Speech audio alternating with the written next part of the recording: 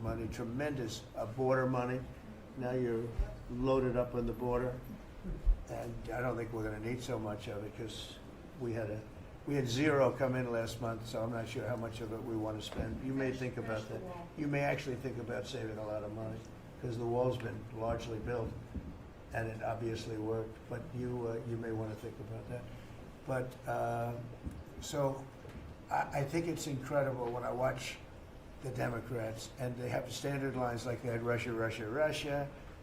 They had the laptop from hell. It all came from Russia. You know, they make things up and they go with it, and they feed it to you people in many cases. And they said, "Here's a line," and I hear the new line is death. Oh, it's death. Everyone's going to die.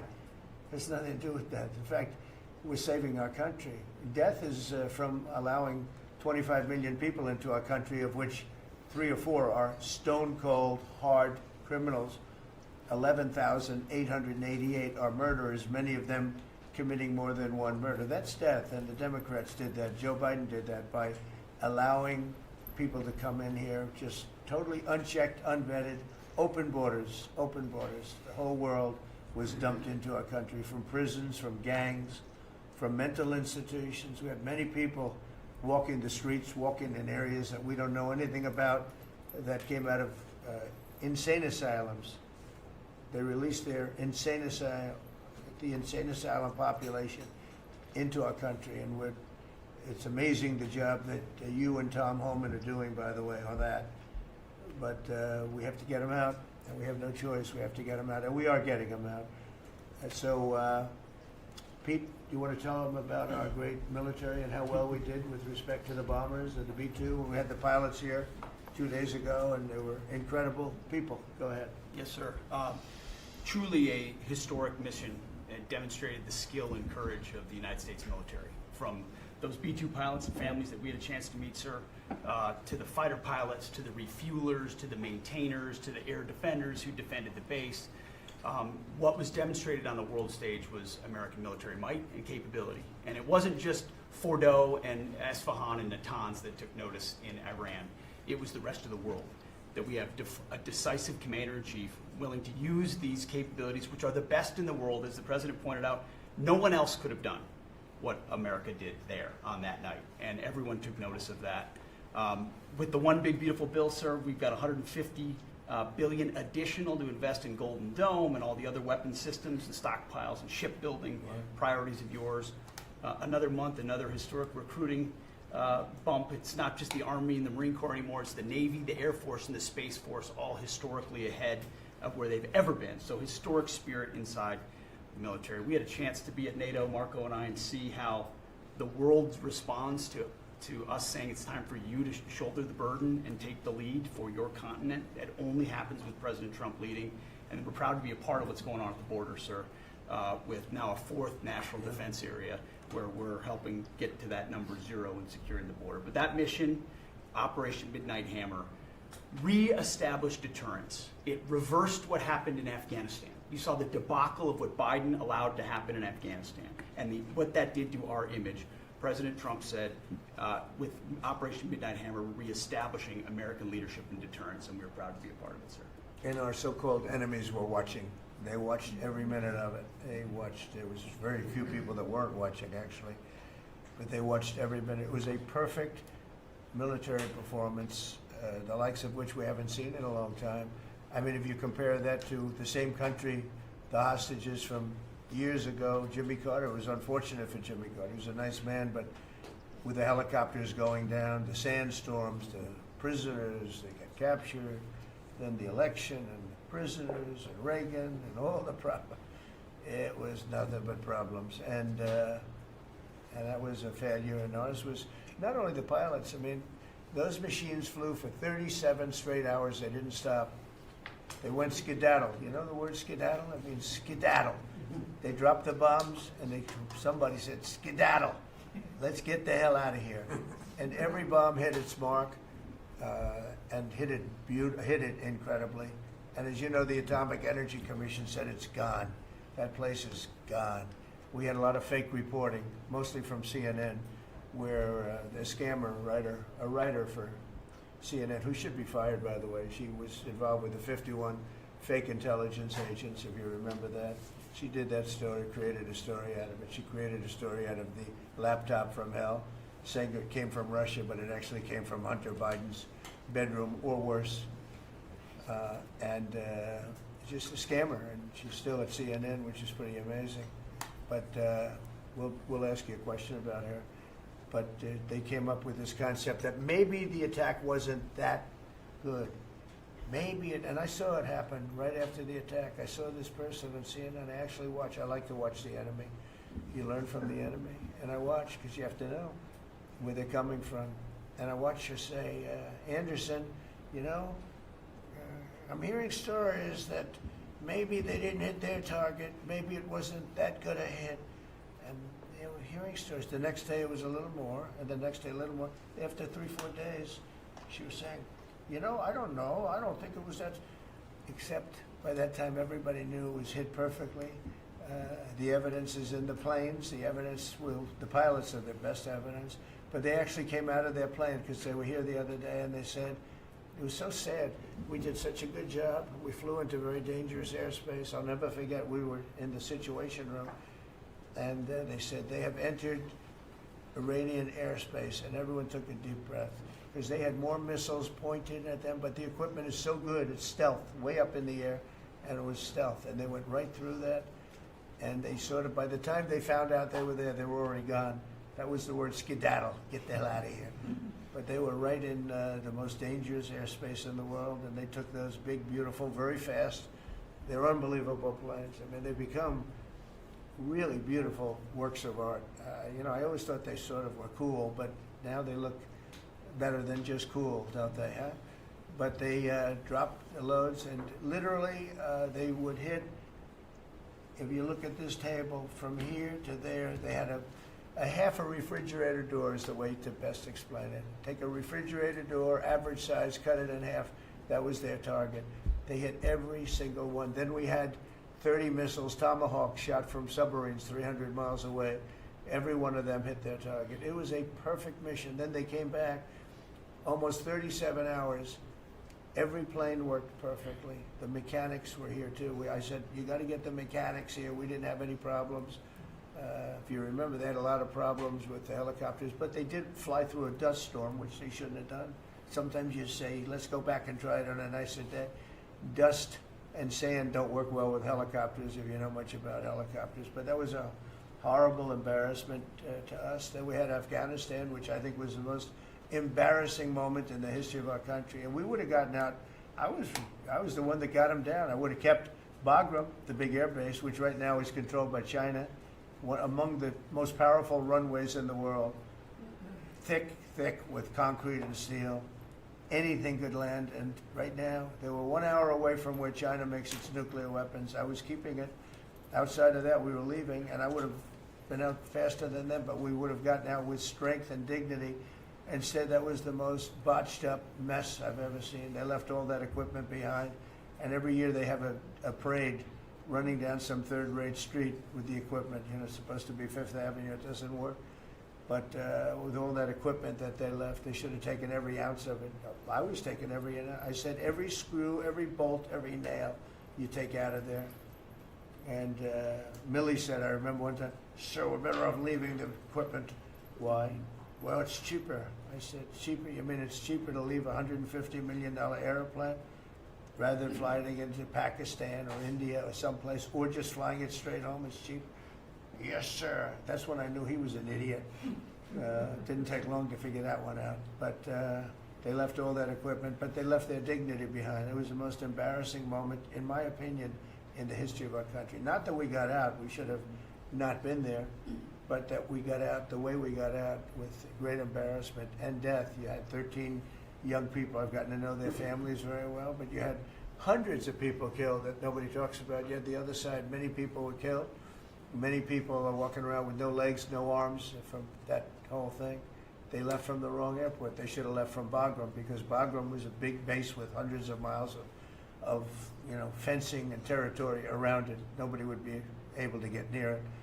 And they left. So, we've done a great job And I think people are really starting to see it. They're starting to appreciate it. Pete's done fantastically. That mission was a work of art. And I have spoken to some of our perceived, I don't know if they're enemies, but they're perceived as being potential enemies. And they essentially said the same thing, very impressive. There wasn't a thing that we didn't lose an engine. We didn't lose it. Just they landed and they were cheered.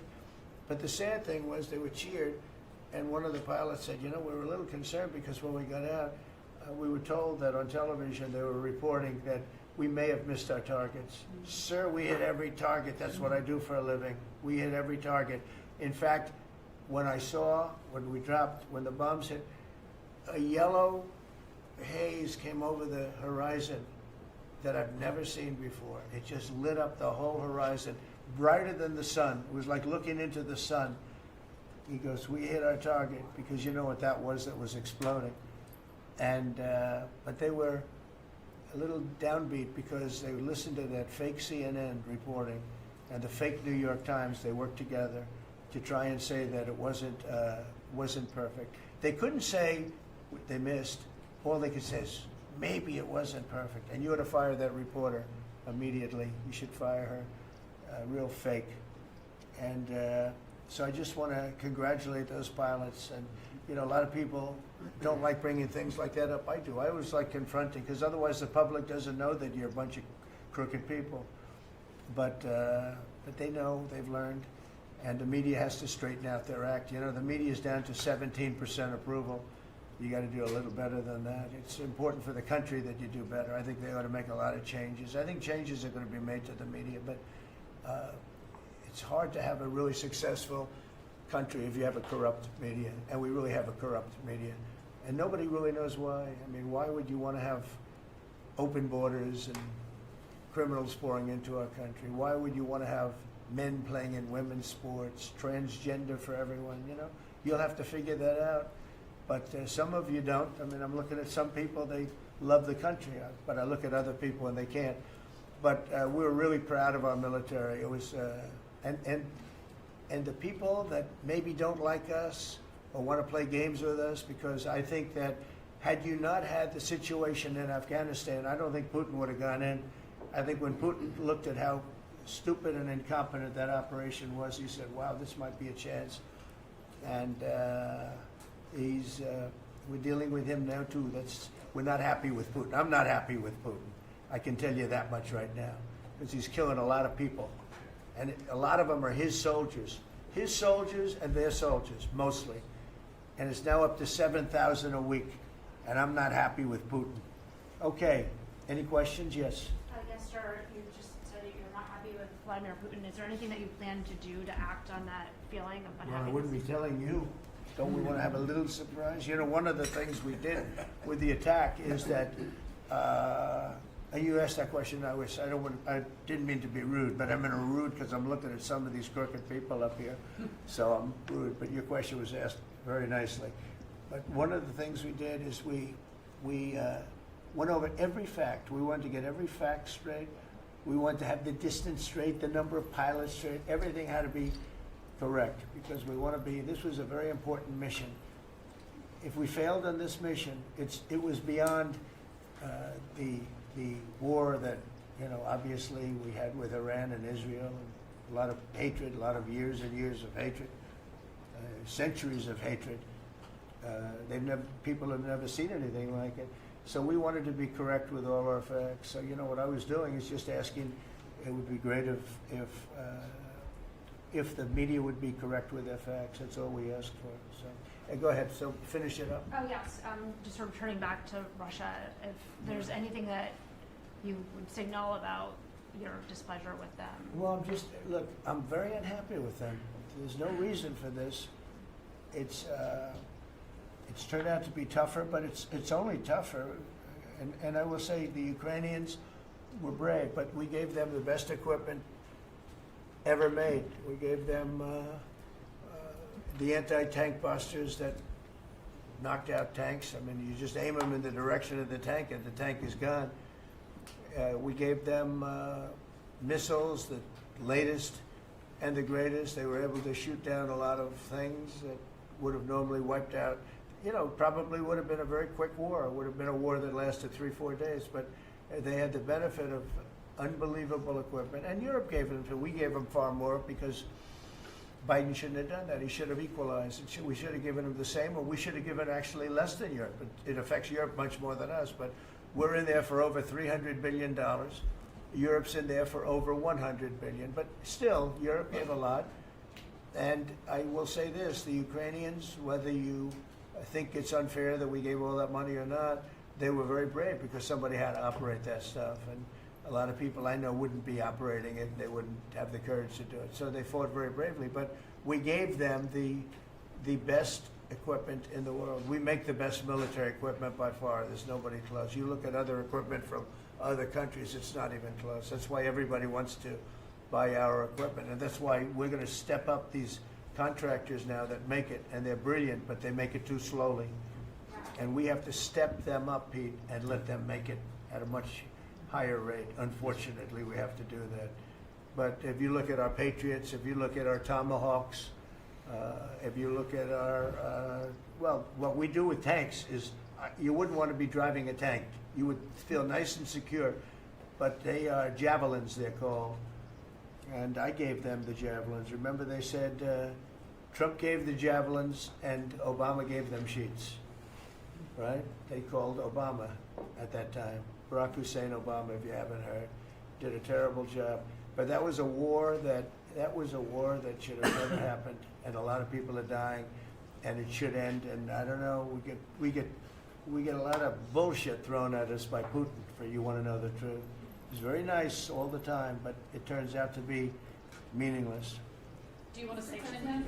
Lindsey Graham has a sanctions bill on Russia. Do you want him to move I'm ahead with looking that? at it. Yeah, no, I'm looking. The Senate is passing and passed a very, very tough sanctions bill. Yeah, I'm looking at Can it. you sign that? It's an optional bill. It's totally at my option. They passed it totally at my option, and to terminate totally at my option.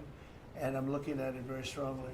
Yesterday you said you want to send more weapons. Go ahead, please. The Council of Economic Advisors released a new report saying that imported goods have actually decreased in price from December I know, it's not through amazing. March.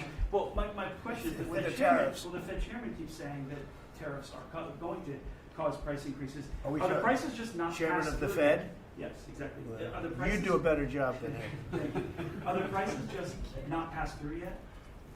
No, I think what's happening is everything's evening out. You know, when we charge, see what people don't understand, the other countries have been charged, almost every country charges us tariffs. We had deficits with everybody for years, for decades.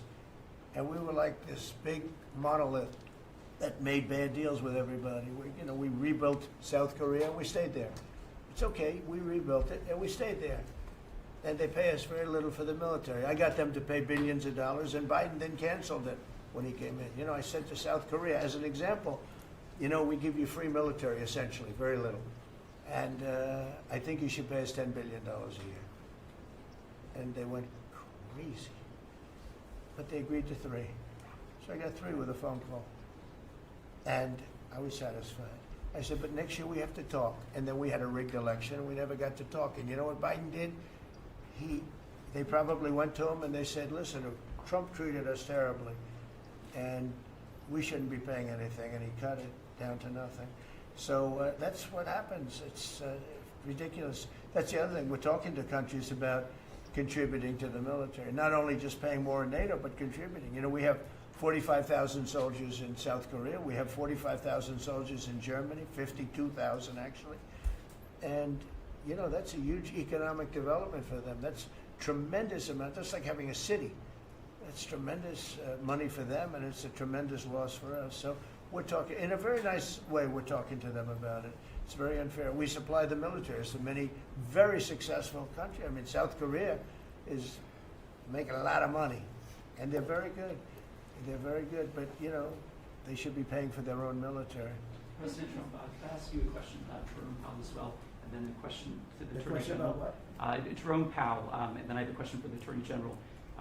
Jerome Powell, who you've been pressuring to lower interest rates, he's facing accusations of lying to Congress, which is a potential crime about the Well, opulent. then he should resign immediately. We should get somebody in there that's going to lower interest rates. Do you want congressional Why don't you Republicans to call look for into his resignation?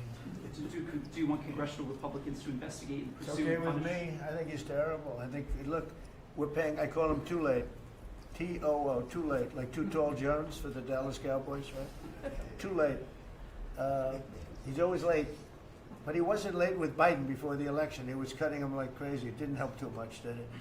But he was cutting him like crazy before the election with Kamala and Biden. He was trying to get them in, I guess. I don't know. He was recommended by somebody that worked for me. I like you better. If I could ask the Attorney General a question too, President. Sure. Your memo and release yesterday on Jeffrey Epstein, it left some lingering mysteries. One of the biggest ones is whether he ever worked for a American or foreign intelligence agency. The former Labor Secretary, who was Miami U.S. Attorney Alex Costa, he allegedly said that he did work for an intelligence agency.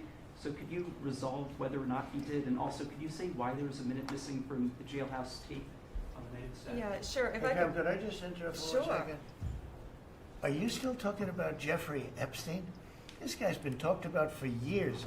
You're asking, we have Texas, we have this, we have all of the things. And are people still talking about this guy, this creep? That is unbelievable.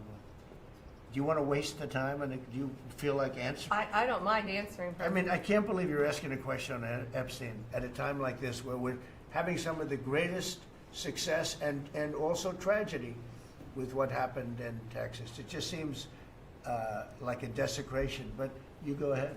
Sure. First, to back up on that, in February, I did an interview on Fox, and it's been getting a lot of attention because I said, I was asked a question about the client list, and my response was, it's sitting on my desk to be reviewed, meaning the file, along with the JFK, MLK files as well. That's what I meant by that.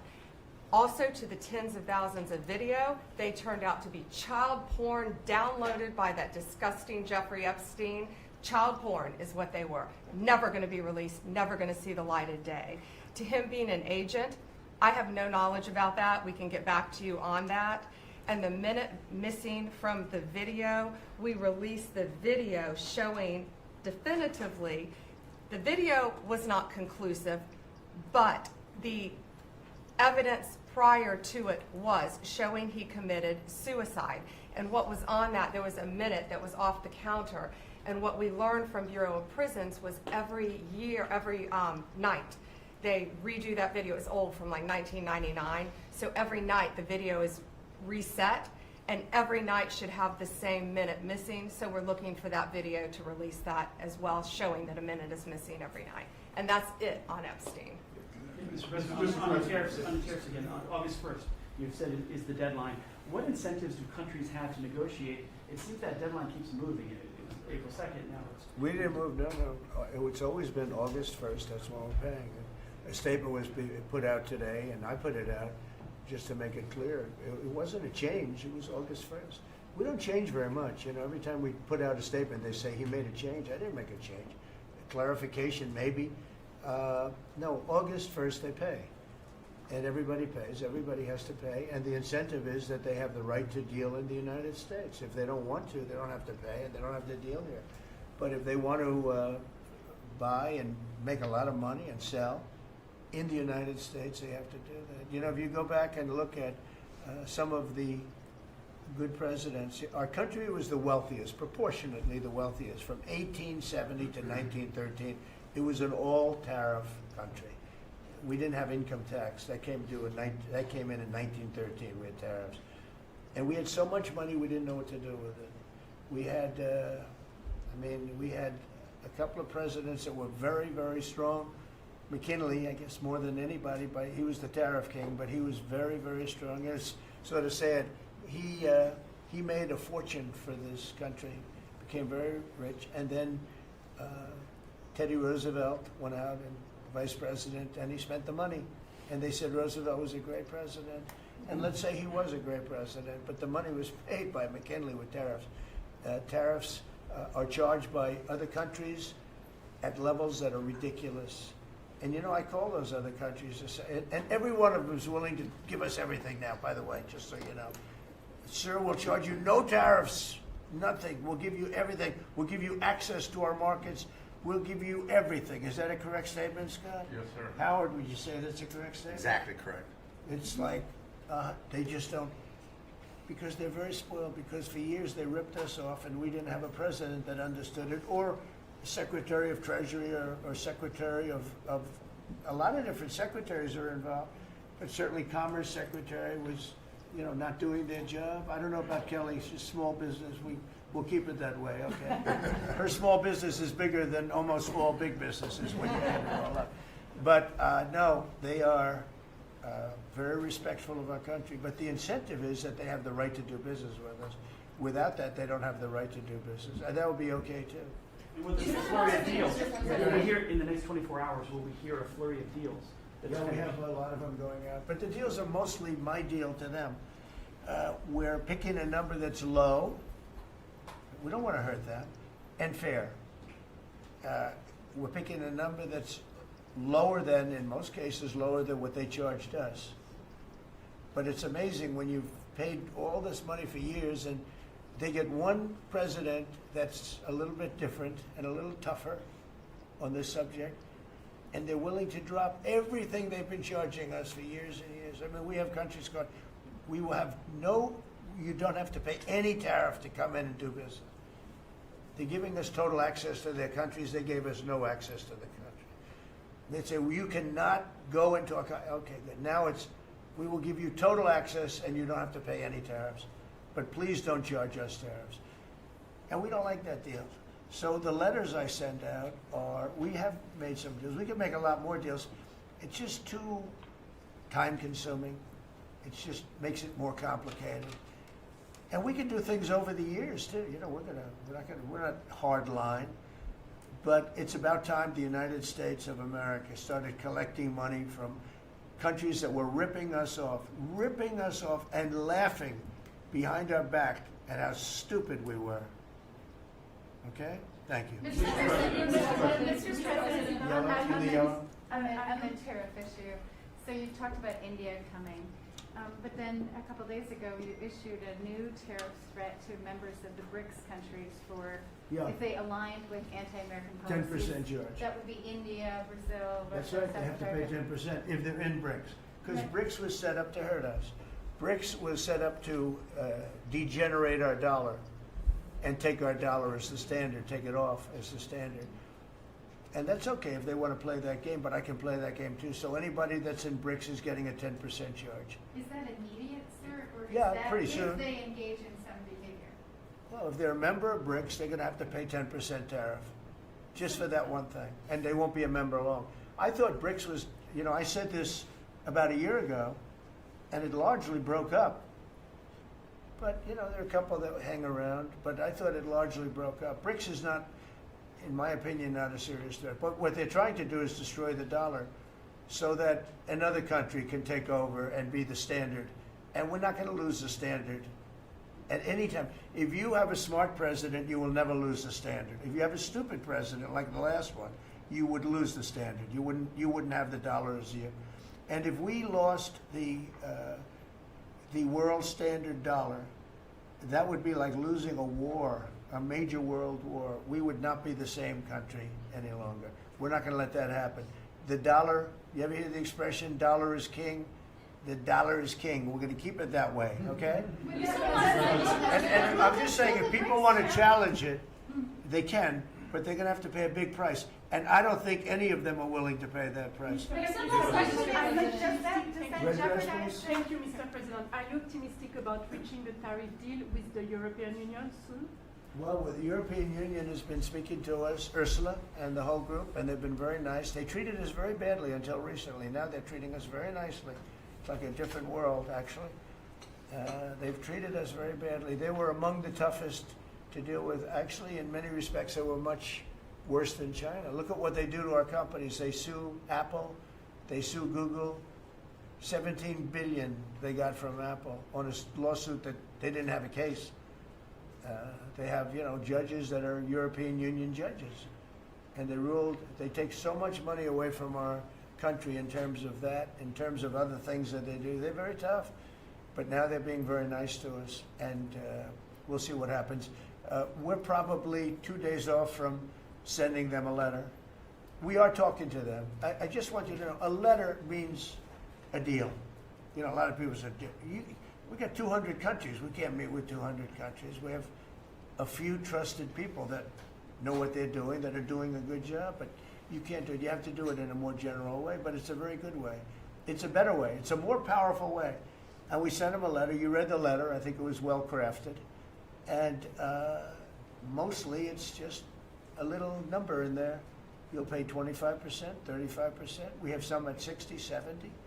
Those are ones with massive, where we have massive trade deficits because they've treated us very badly. But I would say in every case, I'm treating them better than they treated us over the years. Don't you agree with that?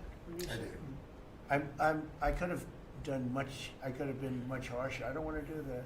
We want to have relationships, but in every case, they treated us far worse than I'm treating them. I'm treating them very good. I could go higher with the tariffs, but I don't want to hurt them. That's why when you just read it, you come up with the number. It's so incredible that prices are actually going down.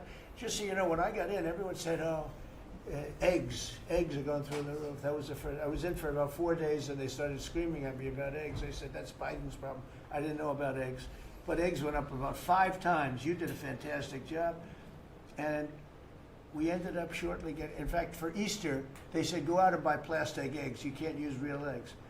Well, we bought 200,000 eggs for the White House for the Easter egg hunt that we have at the White House, and there were eggs. We had the price down, and now the price is lower than it was before. We did a good job with eggs, but we did a good job with groceries. Our prices are down in this country. A big part of it's oil. The oil, you had a couple of places last week. You had $1.99 for oil, for gasoline. Nobody thought they'd see that. I want to get it lower if I can, but we've done a good job. You've done a very good job. Do you want to say a couple of words about that, you and Chris, about what's happening with energy? Well, absolutely, but I would say on the pricing side, President Trump, the fact that you've endorsed and supported a policy of energy dominance, that sends a signal to the market that we're going to have more supply. You talked during the campaign about inflation being a country buster. You've broken the back of inflation. In 6 months, among all the other things you've accomplished. We have no inflation. And we've got, and then heading into the 4th of July, these were the lowest gas prices at the pump in 4 years. And again, for Americans, this is like hundreds of billions of dollars that stay in their pockets because we lower the price of gas at the pump. But when we lower the price of energy, it lowers the price of food. It lowers the price of the clothes you wear. It's the biggest thing. It's the biggest thing. It's like a big tax cut. When you get energy down, every 50 cents is like a massive tax cut, and we've gotten it down much below that. You know, we had great energy, great low prices, everything else. When the election turned over, I'm trying to be nice about it. It turned over, shockingly, but nevertheless it happened. Energy started going up, and it went up really bad, and then he went back to the Trump policy. The problem was they didn't know how to do that, and he lost it. He lost that sucker. That big sucker was out of control, and his energy prices went way up, and that's what caused it. But it was also stupid spending. They spent money like, they used to use the term drunken sailors, but I won't use that term. Although it is very descriptive, I won't use that term. I refuse to use it. But they spent money at levels that nobody had ever seen before, and trillions and trillions of dollars wasted on the Green New Scam. Greatest scam in the history of our country, other than maybe Russia, that might have been. But the Green New Scam was the single greatest scam in the history of our country, and continues to be, but it's weakened badly. It's hobbling along because people are they're finally getting it. But they spent trillions of dollars on the Green New Scam, getting nothing for it. Devised by a couple of young people that weren't even good college students, you know? Not even good students. Check out their marks. Yeah? Can you please tell something now, Mr. President, on what you said last night? Not for CNN. You said you The would last, send Not more for the CNN. last, Go ahead. the You last said jobs you would report, send in the more last jobs money, report, right? Mr. President, in the last jobs report, the manufacturing jobs actually lost 7,000 jobs. When will the investments that you've been talking about have an effect Well, on they're manufacturing? building the plants now. About 7 have started. We're going to have hundreds started within a short period of time.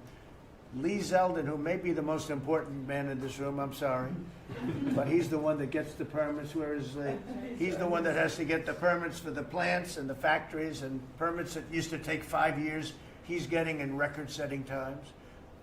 AI, we're leading China a lot in AI, and if we go with this, I'm allowing the plants to build their own electric.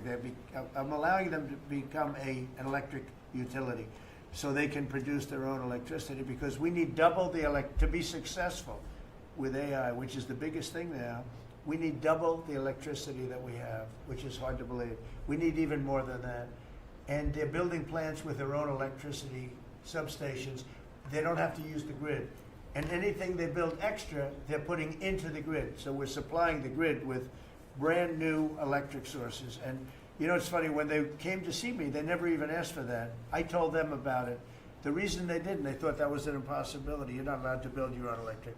These are massive investments that are being made in building electricity for their plants. And they're going to have, I think, Doug, a lot of electricity left over. And that electricity is going to be passed into the grid and give us no more, like you look at California, they have blackouts and brownouts every week. They're totally out of control. They have a really incompetent governor. Where's Chris? Is he here? Do you want to speak to the subject? Yeah, I think a huge thing in the One Big Beautiful Bill, Mr. President, because of your leadership, is the ending of these subsidies, as you call them, the Green New Scam. That saves our country $500 billion over the next 10 years. But American taxpayers were paying twice. They were paying that money, $500 billion in the subsidies, and they were paying more expensive electricity price. If you subsidize something, you should at least lower the cost of it. But in this case, we were subsidizing something and paying more for it. So the One Big Beautiful Bill had two huge things: ending wasteful spending. Wind, solar, and batteries combined are 3% of U.S. total primary energy. 3% for $1 trillion, another $500 billion coming. That's just not a good investment, hurting our businesses, hurting our consumers. And the One Big Beautiful Bill also unshackled oil, gas, and coal development in the United States, onshore and offshore. Secretary Burgum has been working tirelessly on how, by getting the government out of the way, private businesses will develop more resources in the United States, lowering costs for American consumers and making much better leverage for the United States to help our allies abroad and reduce the power of our adversaries abroad. So just a huge win on the energy front all around, and I thank you for your leadership. We're setting records now on energy, and there'll be nothing compared to what they'll be in about a year from now, but we're setting records. And wind is a very expensive form of energy. It's very bad for your beautiful surroundings, the plains and the valleys, and the birds are dying all over the place. The whole thing is a disaster. They're almost exclusively made in China. Not that I have anything against China, because I don't have a great relationship with President Xi, but I asked him, how many wind farms do you have? He makes them, but they don't have a lot of wind farms, I'll tell you, very, very few. And wind is tremendously expensive and is very ugly. And if you own a house that's inside of a windmill, your house is worth less than half. And you hear noises. And interestingly, in New England, you probably read, where for 50 years they had 2 wells washed up, 50 years. And last summer, they had 14 washed up.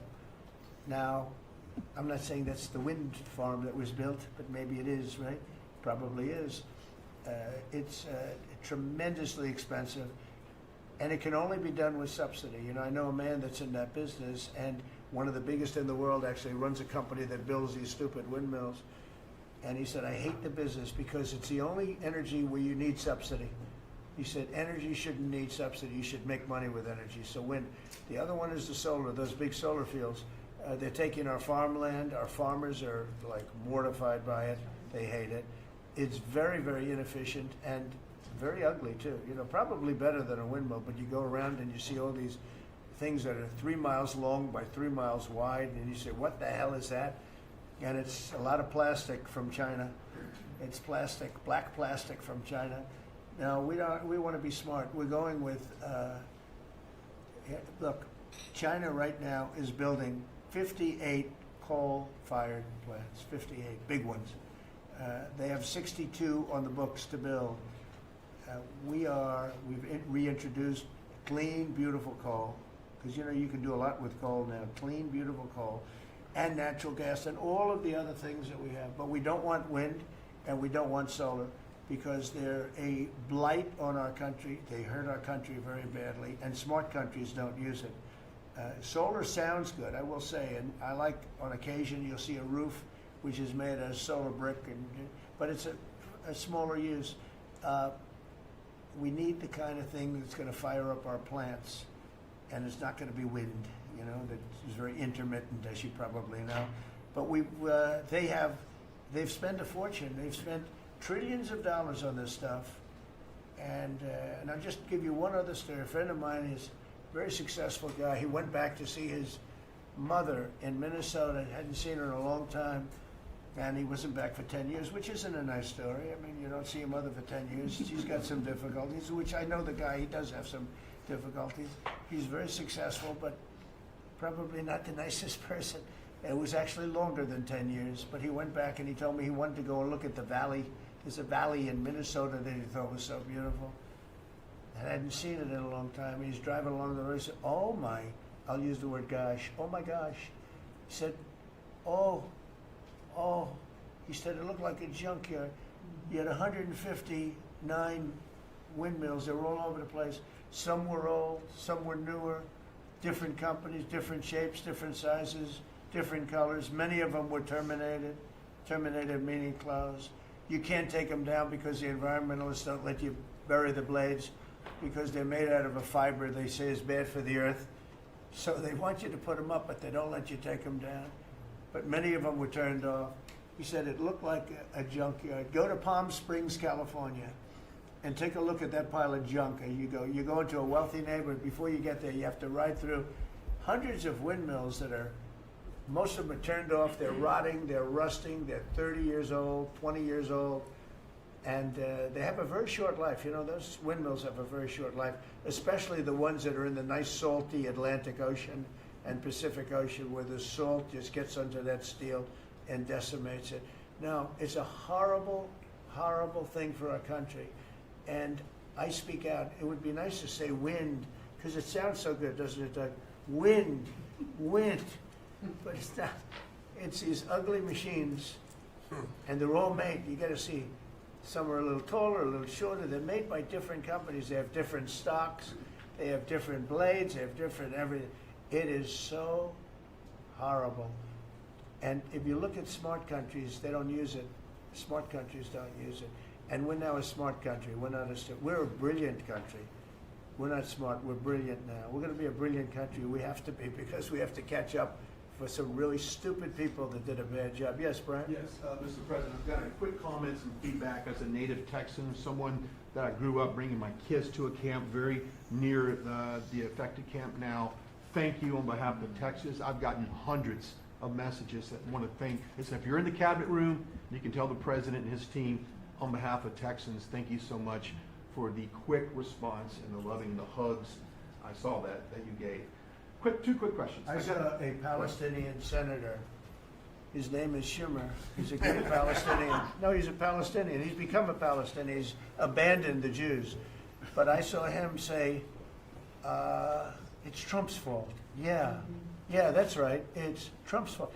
He was actually, do you ever see John Lovett's The Liar? Where he goes, yeah, I went to Harvard. That's right. This was Schumer. He goes, yeah, it's Trump's fault. That's right, it's Trump. I actually saw that stupid guy try and blame it on me, and I said, man, that's a tough one to take. But his career is limited, because I hear AOC is going to beat him, and she's no bargain either, by the way. Go ahead. Well, I'm just saying that's an example of an America First team effort to get this country back. So that's what America First looks like for the viewers watching us at home. My two questions. Looks like we have a rogue judge, an Obama-backed rogue judge that is attempting to block the funding to Planned Parenthood, which the big, beautiful bill cuts off the funding to Planned Parenthood. Any plans to challenge that? Okay. Absolutely. Yes, we're on it. We're on it. And I texted, I believe, I talked to yesterday Secretary Lutnick and Secretary Besson. I reached out to you to let you know that we were on it in the big, beautiful bill. Wonderful. And then my I second. let her handle that question. You notice? I said, go ahead, handle that question. Toss it to her. Then my second question was Secretary Rollins. You did an amazing press conference today in front of the Department of Agriculture. You talked about the Farm Act and the need to get China out of our country, owning farmland. For the viewers at home that might have missed that, can you recap what that means to national security to make sure we can grow our own food? Well, thank you, Brian, sir, if you don't mind. Yes, this morning Secretary Hegseth, Secretary Nome, and Attorney General Bondi and I had a press conference at the USDA. I just happened to have a chart in case it came up, but obviously the Chinese owning of farmland in our country is a massive national security issue. And for the media, you can see the yellow is where all of the farms have been purchased over the last number of years, and the red is around all of the military bases where that farmland has been purchased. So this is a massive national security issue. The press conference this morning included 3 of our greatest governors as well, Sarah Sanders from Arkansas, Jim Pillen from Nebraska, and Bill Lee from Tennessee. The states have begun taking a leadership role to ban the purchasing of China farmland. Obviously, Congress needs to step up and catch up, and we're going to be working alongside of them as well. We had some of our members, great members of Congress there, but it is time. And I think that this morning was symbolic of many things. The first of this administration working every day to effectuate President Trump's leadership and unequivocal support of America first. But second, just how close we are as a cabinet. I don't know in any other administration that you'd have 4 cabinet members at the USDA on a Tuesday morning when it's about 110 degrees outside with the sun beating down on us talking about Sir Your Vision. So I think it was a great day. It was just the start. There's an executive order coming and some other things coming behind that. But protecting America's farms isn't just about protecting our farmers. It's also about national security. So that's what we discussed this morning. I do want to say that I think we have had a really good relationship with China lately, and we're getting along with them very well. They've been very fair on our trade deal, honestly, and I hope we're going to have a great relationship. It's a big, strong, powerful country. We're more powerful than they are. We have much better military equipment than they do, but we are getting along with them very well. I'm getting along with President Xi very well. We speak often. And with all of that being said, and I understand what you're saying, but I think we're getting along with China very well. Mr. President, we want to send more weapons to Ukraine, as you said last night. Last week, the Pentagon paused some shipments of weapons to Ukraine. Did you approve of that pause? We want to put defensive weapons because Putin is not, he's not treating human beings right. He's killing too many people. So we're sending some defensive weapons to Ukraine, and I've approved that. So who ordered the pause last week? I don't know. What did you tell me? I think that's a question for the Go Pentagon. ahead. Mr. Yeah. President, on immigration, the Secretary of the Agriculture did say this morning that undocumented workers would not be covered by any amnesty of who are working on farms. You had said maybe that the ISA folks won't go after those folks on farms. So which is it? There's no amnesty. What we're doing is we're getting rid of criminals, but we are doing a work program. Do you want to explain that, please? Yeah, this morning we talked about, of course this was a top of mind question, this morning we talked about protecting the farmers and the farmland, but obviously this president's vision of no amnesty, mass deportation continues, but in a strategic way, and then ensuring that our farmers have the labor that they need. Secretary Chavez-DeRimmer has been a leader on this. Obviously this comes out of the Labor Department, but moving toward automation, ensuring that our farmers have that workforce, and moving toward an American workforce. So all of the above. We've got to give the farmers the people they need, but we're not talking amnesty. Laura, do you want to say something about Yeah, that? thank you, Mr. President. On this, thank you, Secretary Rollins, how important this is never to displace the American worker. What the Department of Labor is doing is focusing on what the law entails now, being more modernized, more streamlining, to work through the H programs. We're going to have a concierge approach to that, where we have developed a new office to answer the need of our farmers and ranchers and producers, and not to displace the American worker and follow within the law now, and that does not include an amnesty program at all. And we've seen that working, and we'll continue to have that roll out. On the other topics that we've somewhat talked about, the jobs numbers, Mr. President, 4 months in a row we've seen those jobs numbers increase. That's an exciting time for our manufacturers. That was asked earlier. We know it's going to take some time, but through that deregulation process that Lee and I are working on as well, the Department of Labor has rolled out 63 new deregulations that we're going to be moving through. In the first Trump administration, it was successful with over 30. We've just rolled out 63 new ones in order to double down on those manufacturing companies to let them know that we have signaled through this process that we will assist them in getting the workforce that they need. It's an exciting time. That one big beautiful bill, that was the signal to my former colleagues in Congress to get this done. It's been an important time. I spent time on the ground visiting 7 states in 9 days prior to that bill being passed because it was the most pro-worker piece of legislation that we will ever see really in this country right now. No tax on tips, no tax on overtime, no tax on Social Security. That matters to the American worker because we don't want to take their money and give it back. We want them to keep more of their hard-earned dollars in their pockets currently, and that's what they're excited about. And as I move forward with this tariff talks, I heard a company, orthopedic company in Indiana, say to me, for the first time since you have taken office, Mr. President, their increase in their bottom line by 8% since these tariff talks have happened. Not one company has said the president is not doing a good job. These tariff talks are working. They're feeling it on the ground. The media has told a false story because what's happening on the ground is positive, and that's what we're seeing in these jobs numbers. So I really, through the Department of Labor, to come in behind all the secretaries and build this workforce is going to be key to the American worker. So thank you for what everybody did this last week. The One Big Beautiful Bill is a doubling down of this, and we're going to see these workers start to grow. And that apprenticeship program is going to be working. That's we'll right. have that It's gonna 1 million be great. apprentices across the country. We, as you know, we're building plants all over the country now, which you weren't building any plants 4 years ago. You weren't building anything. But those plants, when they open up, it's going to be, you'll see numbers like you haven't seen ever. I don't think in history you'll never see numbers like what we're going to see in the very near future. Many of them are building the plants. Some are just starting right now. You know, it's a brand new administration. But, and they wouldn't be here except for 2 things. November 5th, the election, and the tariffs. And frankly, I guess the election was more important because of the tariffs. I mean, another person wouldn't have done this. But they're coming in because of the tariffs. They have to, they're not going to pay 25, 30, 40, 50%, 70 and 100%. And we'll be announcing something very soon on pharmaceuticals.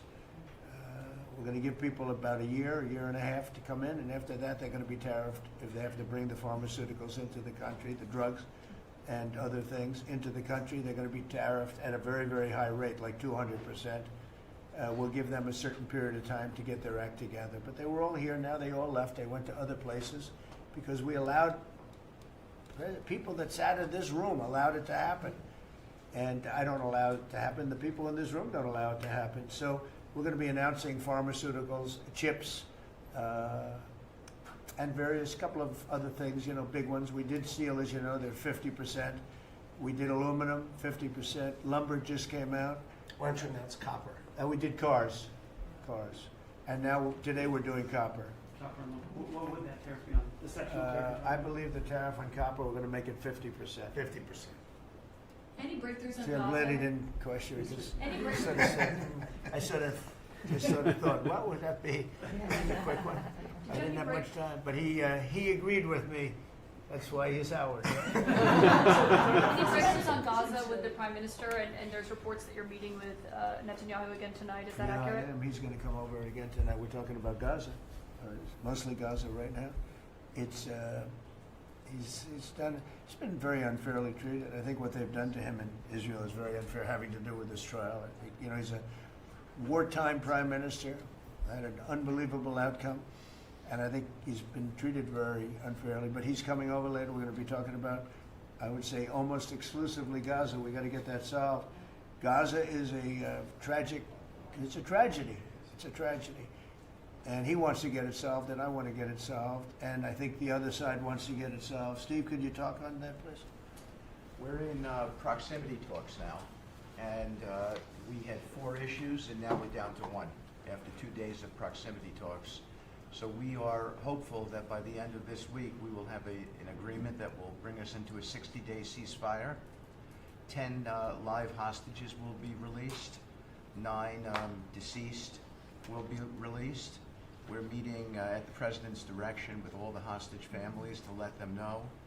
And we think that this will lead to a lasting peace in Gaza. And you're doing a good job. It's a tough one. It's a tough one. A lot of hate, you know, it's called long-term hate.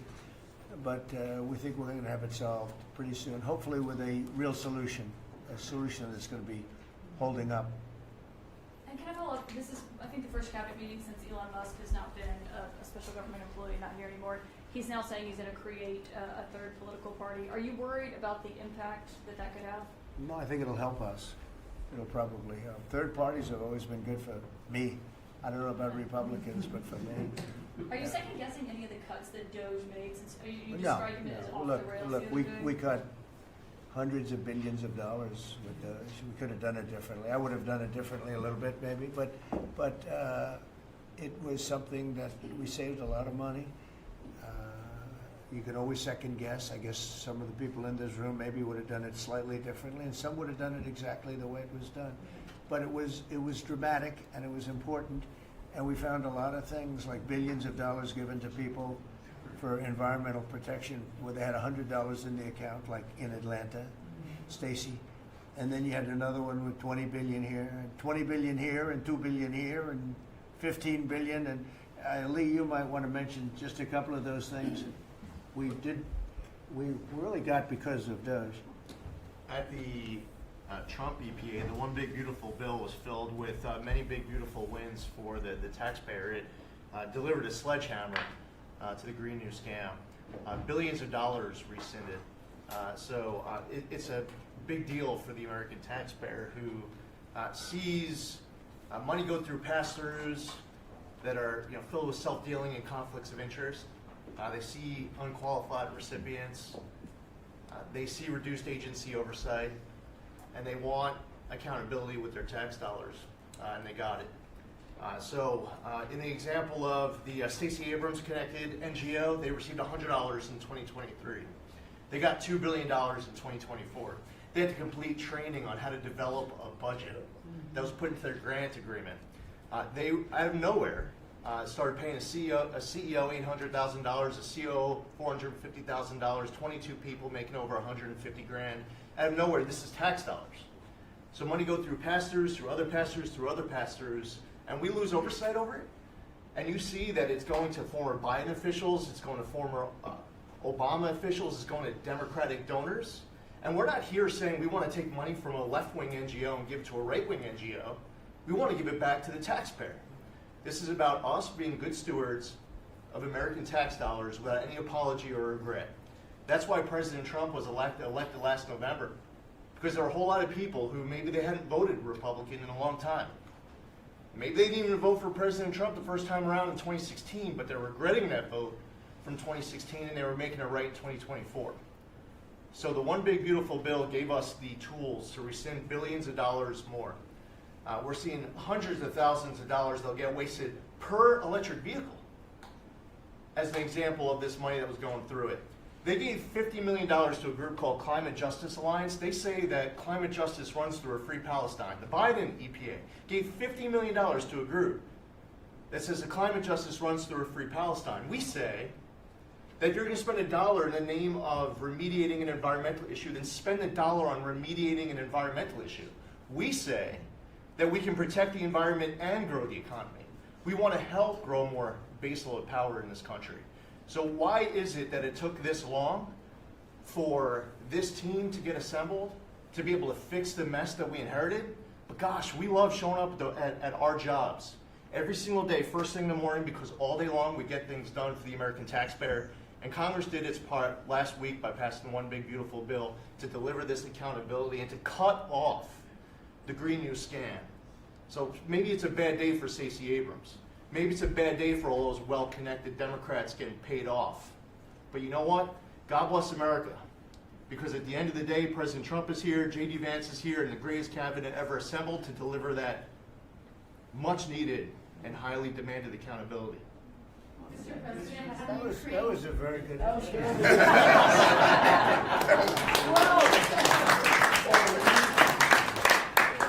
And that's from the heart.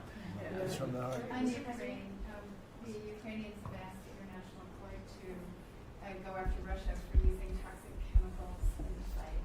Germany and Germany and the Netherlands have had intelligence saying that. What does U.S. intelligence believe, and what do you believe about the use of chemical weapons? And would you agree that that's a case for the court? Well, I'd ask John maybe to discuss it if you'd like, John. Well, Mr. President, obviously, chemical weapons, if it's documented and its use, it's illegal. It's against all international laws of armed conflict and treaties. And obviously, I can't share in this room with this audience the intelligence that I can share with you privately. But obviously, you're not going to stand or allow for any violations of international law by anyone. That's right. Thank you. Could I ask Sean to Department of Transportation, Sean Duffy, former great congressman, very popular, decided to go out and make a couple of bucks. He made a lot. Then he got bored with that, though. He likes serving people better, the people. And could I ask you to just discuss a very important subject to me, and that's the modernization of our equipment at airports so that planes aren't crashing into each other and bad things don't happen. It should have been done many years ago. We were going to do it, and then the election precluded that, unfortunately. But we're doing it now. Could you tell them where we are? Yeah, if I can start with Newark. You guys all covered what happened in Newark. We had outages for a couple of 30-second outages a couple months ago. We have, in 2 months, Mr. President, it's historic speed, laid new fiber lines for communication and tested those in the next month. So those new lines for the Philly Tracon that controls the Newark airspace, they're up and running. Lightning fast speed. June was the most on-time June ever in the history of Newark for air travel. So that's going incredibly well. By the way, we shouldn't have dealt with this because Joe Biden and Pete Buttigieg had moved the center from New York to Philadelphia. They didn't test the lines. They didn't do the work, which is what brought us all these problems. But in the big beautiful bill, we got $12.5 billion. This is a historic investment in air traffic control. And so what the money is going to allow us to do is move from copper to fiber all over the country. So new copper lines. We think we can do that in 1.5 to 2 years. We have radar that dates back to the 1950s, some of it from the 60s and 70s. We get brand new radar across the country as well. We have some infrastructure money to build TRACONs and centers, the en route centers that control the traffic across the country.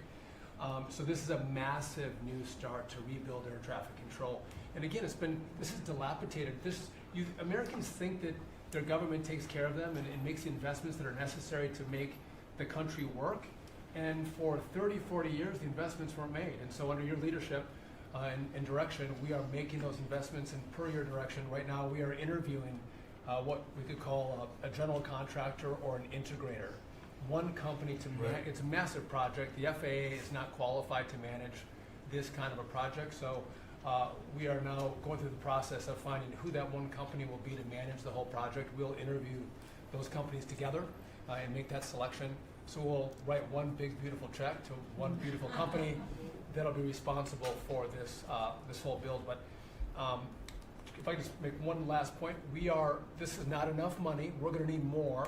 But this is a massive new start, the biggest investment. We'll need some more money on top of it, but a great start from the big beautiful. It's a starter. It was very important to us. And just to cover that, there have been accidents, and my pilots, I would often hear them say, "Oh, good," and they would use a different system, a different country to land in New York.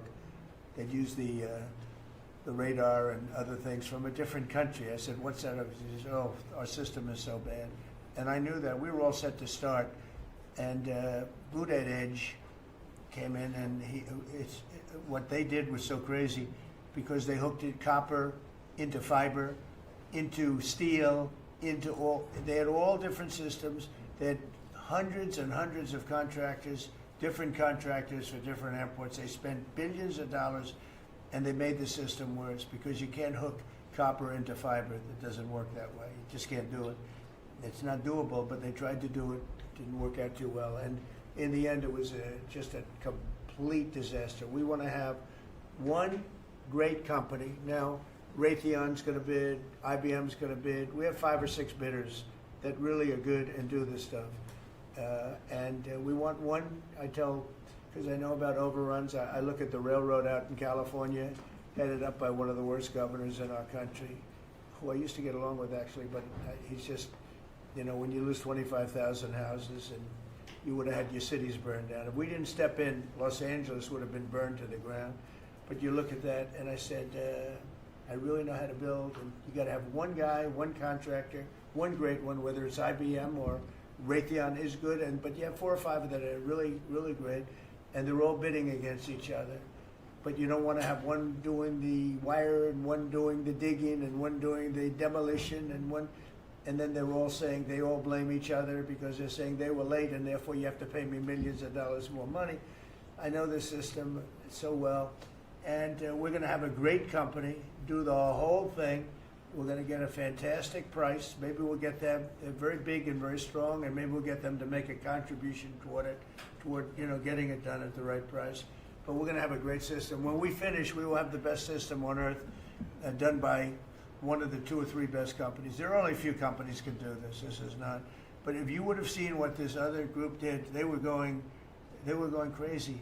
They had, I heard 3,000 contractors. And then when it all came together, guess what? It didn't work. It's a disaster. So we're going to have in a pretty short period of time, so it'll take us about 2 years to build it, and we'll have a contract given out probably over the next couple of months. We have some great bidders, some great companies that want to do the job. You're going to have great air traffic control. Just to make one last point on this. So the last administration signed a contract with an American company to fix the copper to fiber, and that contract was a 15-year contract. The system is failing today, but that's how idiotic and incompetent the last administration was. And under your leadership, we're saying, listen, we don't have time. We don't have 15 years. We don't have 5 years. We have to do it right now. And so the president always talks about on time and on budget. We have embraced that. We are going to be on time and on budget. And by the way, you mentioned a train out in California. Stay tuned for probably give us 5 days and you'll have an answer on what's going to happen with the $4 billion that we potentially have invested on a train that's going to go nowhere. It's going to be $120 billion that'll never connect San Francisco to LA. Again, the last administration wasted so much money on projects that never work. If you're going to have high-speed rail, you're going to invest billions, we should actually have high-speed rail in America, not boondoggles that fund political friends and allies and family. They had from San Francisco, inside of San Francisco to inside of Los Angeles. Should have never been built because airplanes do it better. And you could drive it. You could drive it. No problem with driving it. The roads aren't even crowded. So they were going to do this. Somebody's idea. Somebody got paid off a lot of money and they started it. It was going to cost a very small amount of money. And it ended up costing literally hundreds of times what the original. And now what they did is they said, well, going into the city is too big a deal. So we'll leave it 25 miles short of the city. So now they're leaving it. They're not going to finish it, really. It's not the same project. So now they're leaving it outside of San Francisco and outside, short of each. They just want to get it done, and I've never seen cost overruns. You know, if you have a cost overrun of 10%, you should be ashamed of yourself. 20%, you should not do any more jobs. This is a cost overrun of 2,000%, something like that. It's unlimited, and it's not finished. And maybe it will never get finished. And I told Sean, look at it from every standpoint, but we don't want to, you know, we have federal money going into that, and it's like throwing it out the window. So whatever you could do to stop it. $15 billion and not one track has been laid. $15 billion and we're 16 years into the project, not one track. Mr. President, on New York, you're the most prominent Republican in the country from the city. What do you want to... Anywhere else? Well, I don't want to be a wise guy. Perhaps I could. Maybe Marco. But how do you want Republican voters in the city to vote in the upcoming mayoral election? Should they vote for Eric Adams? Should they vote for Sliwa? Should they pick someone else? Look, number one, you have a communist running, and you shouldn't vote for him. He's a disaster. He's leading, He's got the Democrat nomination because that shows you where the Democrats have gone. He actually wants to take over the grocery stores of John Catsimatidis, who's a great guy, a rich guy, grocer, does a good job, wants to take over. He actually called me the other day. He's concerned his stores are going to be taken from him, and they won't be run like John runs them. Believe me, he runs a good operation. But he actually said he wants to run his own grocery stores. No, this is a man who's not very capable, in my opinion, other than he's got a good line of bullshit, and he's convinced them to go with him. Now, as you know, Cuomo, who does have capability, is running, but he got knocked out, and now they're running as you have Eric Adams, the current mayor, you have Cuomo, and you have Curtis Lewa. And Curtis runs every 4 years. He seems to be a fixture on the running scale. But you know, it's I'm not getting involved. But I can tell you this: I used to say we will not ever be a socialist country, right? Well, I'll say it again: we're not going to have. If a communist gets elected to run New York, it can never be the same. But we have tremendous power at the White House to run places when we have to. We could run D.C. I mean, we're looking at D.C. We don't want crime in D.C. We want the city to run well. Susie Wiles is working very closely with the mayor, and they're doing all right. I mean, in the sense that we would run it so good, it would be run so proper. We'd get the best person to run it. The crime would be down to a minimal, would be much less. And, you know, we're thinking about doing it. To be honest with you, we want a capital that's run flawlessly, and it wouldn't be hard for us to do it. And we've had a good relationship with the mayor, and we're testing it to see if it works. But New York City will run properly. We're going to bring New York back. I love New York. You know, I loved New York for a long time. Then we had a bunch of crooked people in there. You have an attorney general who's a total stone cold crook, New York State, Letitia James, a total crook. All they do is want to go after political opponents. They do what's ever expeditious for them. She's the one that took out Cuomo because she wanted to run for governor, and then she ended up getting 1% of the vote. She polled at 1%. She dropped out, went back to attorney general. You have a lot of crooked things going on in New York. We're going to straighten out New York. Maybe we're going to have to straighten it out from Washington. But when I see a communist who has actually gotten a Democrat, pretty much gotten a Democrat nomination, they also went to that new form of voting, which is a beauty. You go in there in third place, you come out in first.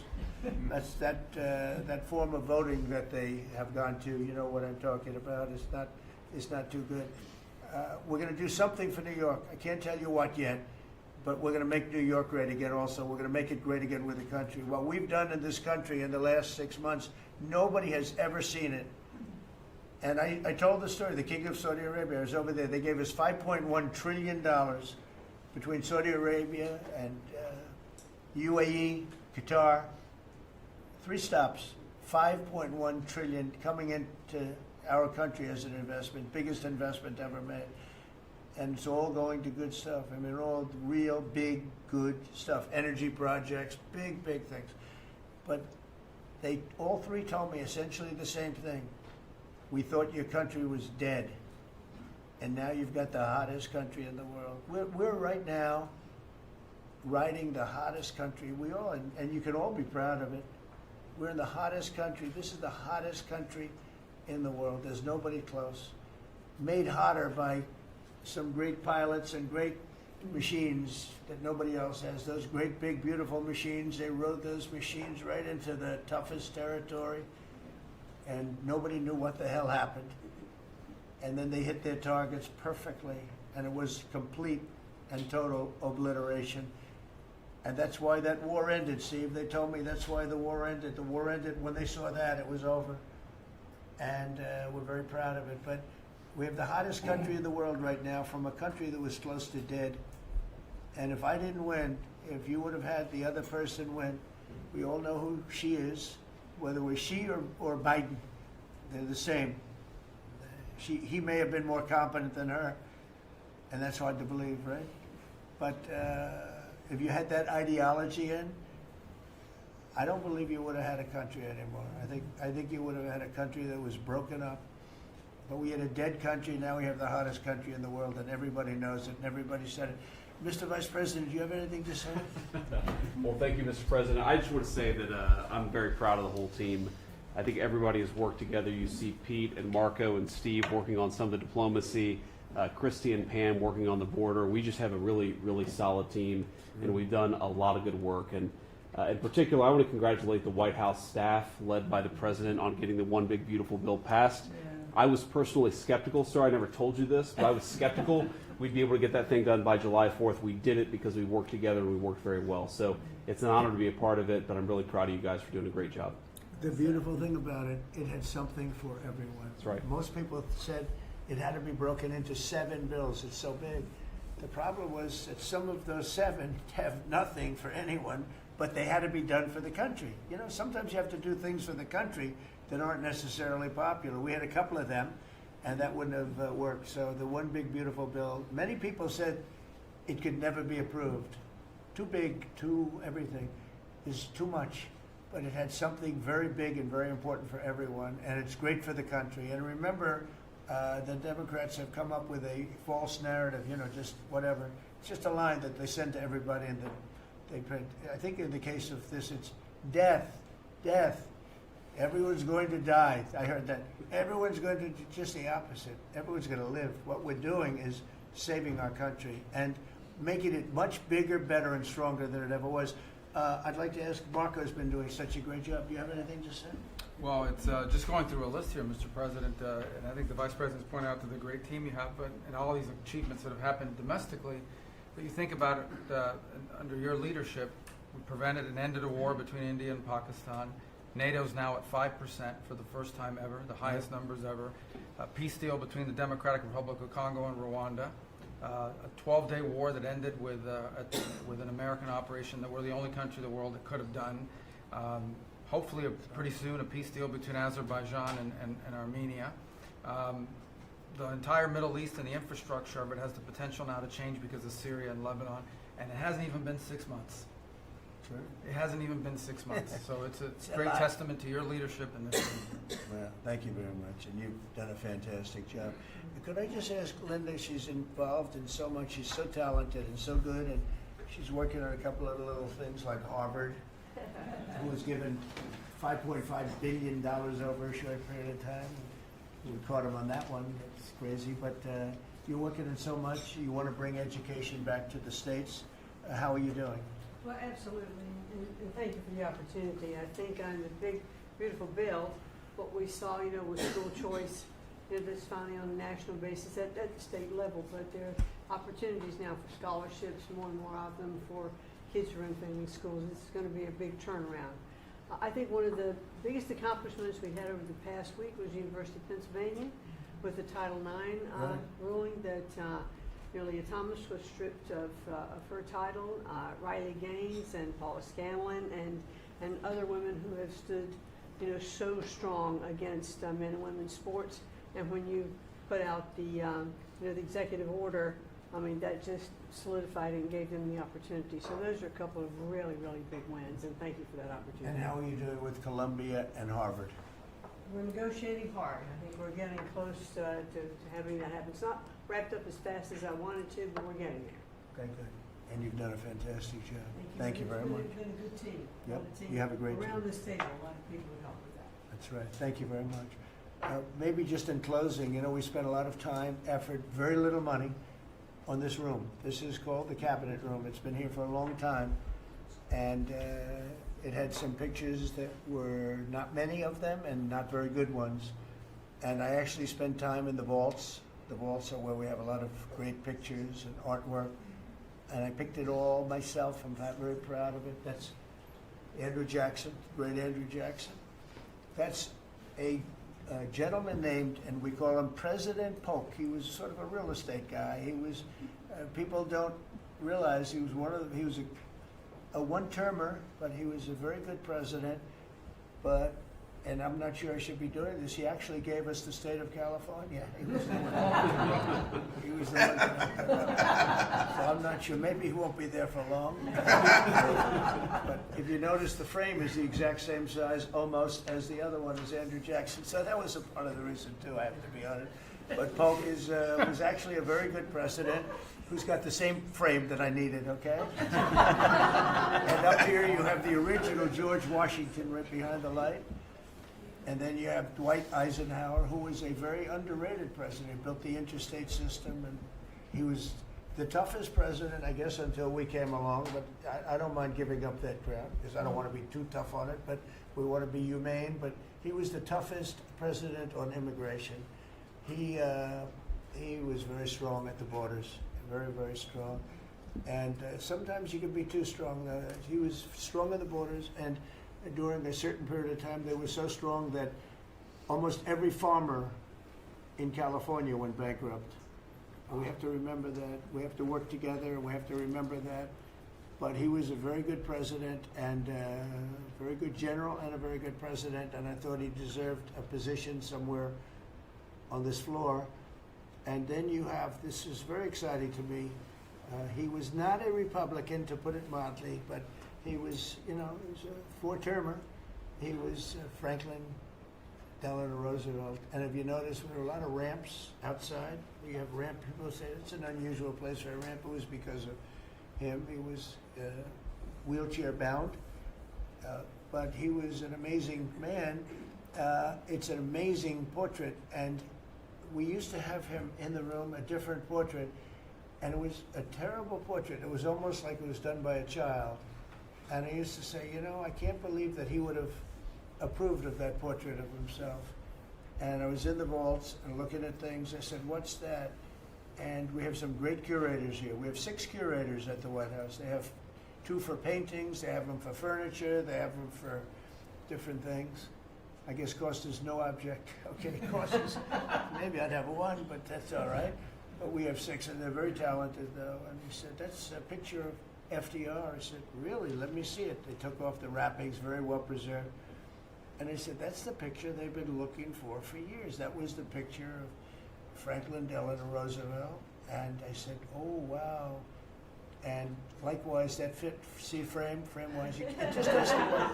It doesn't work if you have, I want to be nice, but it doesn't work if you have a big frame, a little frame, and but it's like perfection. I'm a perfectionist. The mirror was down in the vaults also. I said, where is this from? And it's a very old, very storied mirror, beautiful. We put that up. And then over there is Honest Abe Lincoln. And that picture was in his bedroom. And we thought that this would be a very important place, because this is where wars are ended. I'm not going to say wars are declared. I'm going to say wars are ended, okay? We'll be positive. And that's the picture of Abe Lincoln from his bedroom, sat in the bedroom for many, many years. That was his favorite picture of himself. And the Lincoln bedroom's very famous. You remember when Bill Clinton had it and he rented it out to people. Okay? We don't do that. But it's an incredible room. And we took that picture from his bedroom. That's Abe Lincoln. And then over here you have John Adams, and it's they were the first occupants of the White House, 1800. And John Quincy Adams, Mrs. Adams, they were the first occupants. So we have them looking at each other, and in between their stare is Abraham Lincoln trying to make peace. And that picture was in a room that I have that was not important, like the cabinet. I gave it up. I said, I have to give it up because that's one of the greatest pictures of the White House. The White House is tremendous art. And the Oval Office, when we're there, we'll go over that. That's really been something. Then we got the drapes, so we got the whole thing. We got new drapes. We got new, it wasn't a big expense, very, very small. And we took some of the chinaware and silverware and trophyware, they call it, from the vaults, and we had it cleaned up. Hadn't been shined up in 100 years. Some of this has sat in the vaults for over 100 years. Amazing. Over 100 years. Many of the pictures that were put up in the Oval Office as an example, those two as an example. So he was president. They moved in 1800, and he won the election, I believe, in November of 1800, John Quincy Adams. and we thought that would be, he was considered to be a good president, and he was the first occupant of the White House, so it sort of made sense. And I love the frame of those pictures. Look at those frames. You know, I'm a frame person. Sometimes I like frames more than I like the pictures. And we have the flags of the Marines, and Space Force now has its own flag. I'm very proud of Space Force, but the Army, Navy, Air Force, Marines, Space Force, the whole thing. And Coast Guard is right there. You never forget the Coast Guard. They do a great job. So we have the flags throughout the office. And it's really become quite a beautiful place. I don't want to tell this, Marco pointed it out. I was going to leave the clock. So as president, you have the power. If I go into the State Department or Department of Commerce or Treasury, if I see anything that I like, I'm allowed to take it. Do you believe this? So I'm in Marco's, I see this gorgeous clock, grandfather clock, and there it is. I said, Marco. He didn't know about it. I had to read him the rule and regulation. I said, Marco, I love this clock. Look at it. It's beautiful. He said, what clock? I said, the clock that's in the other room is incredible, and nobody gets to see it there. Marco, I tried to talk him into it first, and it sort of worked, and then I had to use a little more. I said, I'd love to take that clock out and put it in the cabinet room. He said, no, are you serious? I said, Marco, I have the right to do it, Marco. And he said, all right, what the hell? So that's his contribution to the cabinet room. But it's, by the way, it's an incredible clock. And, you know, it's an important room. So you may see it again. Maybe we'll move it back someday. Anyway, so that's pretty much it. But it really is great. Here we put out, you know, these lamps have been very important, actually. Whether people love them or not, but if you see pictures like Pearl Harbor and Tora Tora Tora, you see movies about the White House where wars are being discussed. Oftentimes they'll show those lamps or something like those lamps, something that looks like them, probably not the reals, because I don't think they were allowed to. This is a very important room. This is a sacred room, and I don't think they made movies from here. You never know what they do. But they were missing medallions. See the medallions on top? They had a chain going into the ceiling, and I said, you can't do that, you have to have a medallion. They said, what's a medallion? I said, I'll show you. And we got some beautiful medallions, and you see them, they were put up there. It makes the lamps look better. So we did these changes, and you know, when you think of it, the cost was almost nothing. We also painted the room a nice color, beige color. And it's been really something. The only question is, will I gold leaf the corners? You could maybe tell me my cabinet could take a vote. You see the top line moldings, and the only question is, do you gold leaf it? Because you can't paint it. If you paint it, it won't look good because they've never found a paint that looks like gold. You see that in the Oval Office. They've tried for years and years. Somebody could become very wealthy, but they've never found a paint that looks like gold. So painting it is easy, but it won't look right. And the question is whether or not we should gold leaf it. Linda, do you have an opinion? I gold leaf it. You like it the way? No, I gold leaf it. You'd gold leaf it? Yeah.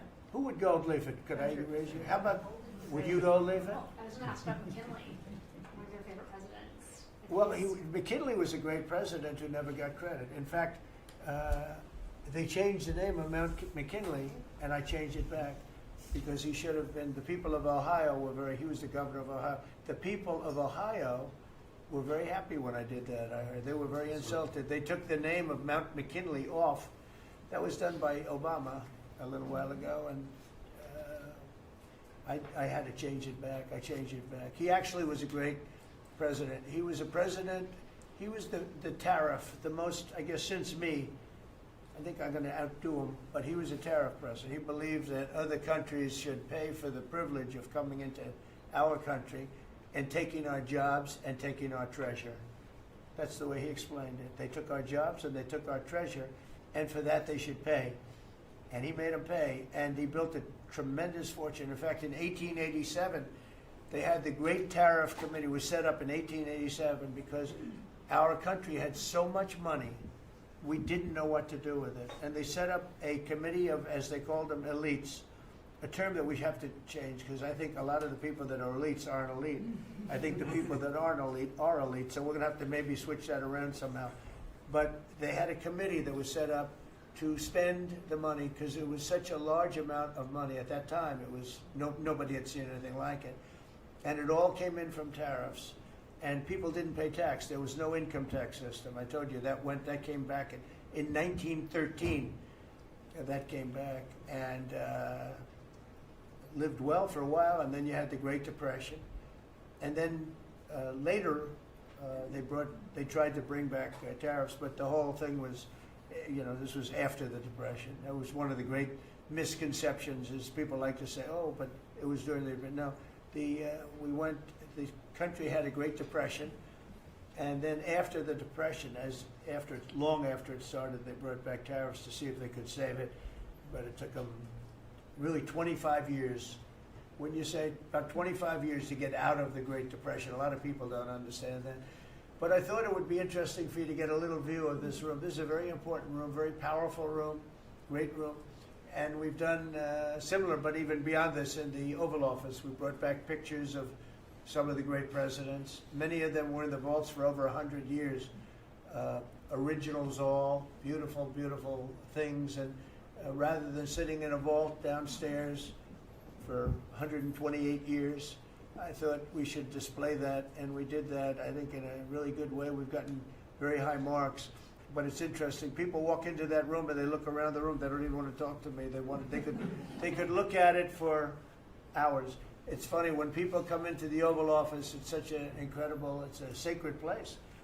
When people come into the Oval, from the biggest people in the world, presidents, prime ministers, kings, queens, one case at least, queens, and the biggest business people in the world, they walk into that office, and they always say, there's no place like this in the whole world in terms of the power.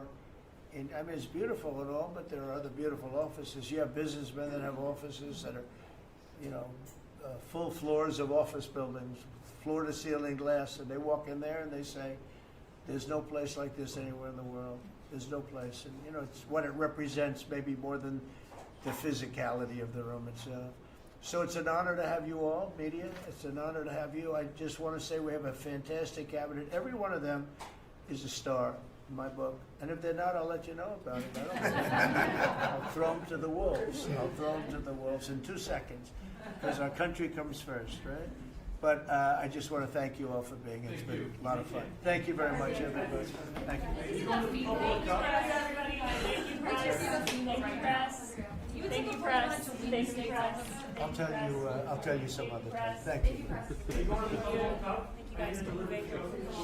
Yeah, I will. Are we talking about next week or later? I'm going to go. I'll be going to the game. Yeah. I'm going to deliver it. They have it in my office. Yes, You're right. You're giving it up?